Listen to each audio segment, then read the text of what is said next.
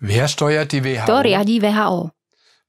Potom ako americký prezident Donald Trump 14.4.2020 oznámil, že USA zastavujú príspevky do Svetovej zdravotníckej organizácie VHO, sa oplatí pozrieť sa na financie tejto organizácie. Už prvý dojem ohromuje. Členské štáty VHO pokrývajú len 25% celkového rozpočtu VHO, a to vo výške 5,1 miliárd eur. USA boli doteraz najväčším jednotlivým investorom vo výške 14,67%.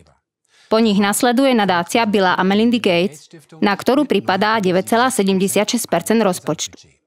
Ako je známe, ich hlavným záujmom sú rozsiahle očkovacie kampane.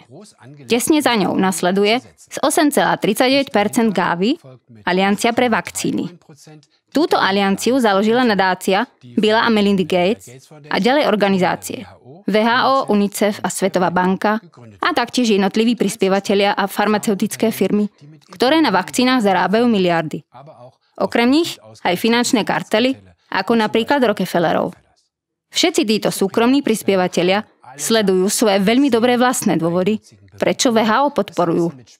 Už z čias stredovekých potulných spevákov je známy výrok: koho chleba ješ, toho piesen spievaš. Takže o nezávislosti VHO nemôže byť ani reči.